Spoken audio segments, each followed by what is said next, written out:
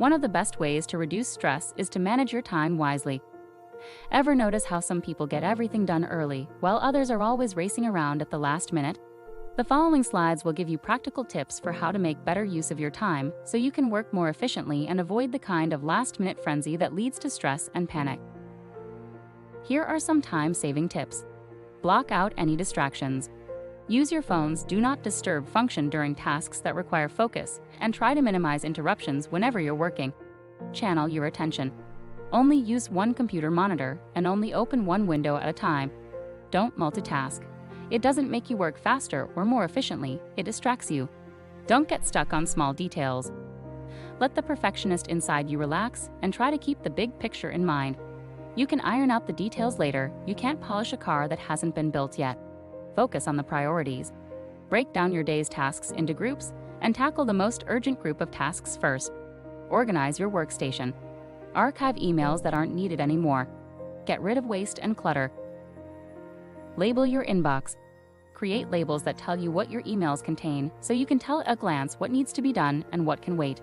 Your labels might include urgent, waiting, on hold, under review, or needs action. Sort your incoming messages.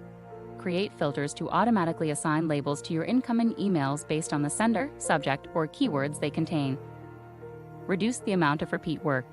Create email templates that contain the text for the kinds of emails you send often. You can fill in the blanks as needed.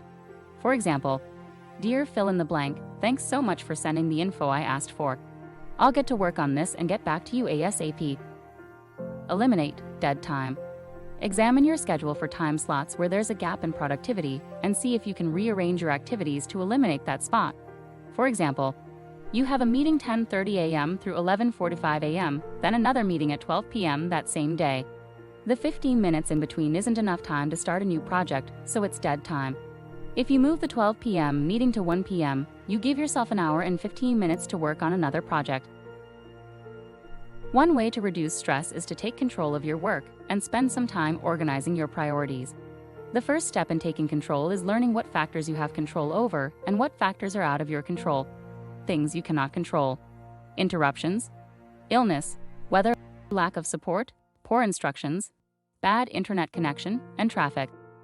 Things you can control: fear of failure, lack of interest, motivation to keep going, procrastination, time management, planning and prioritizing.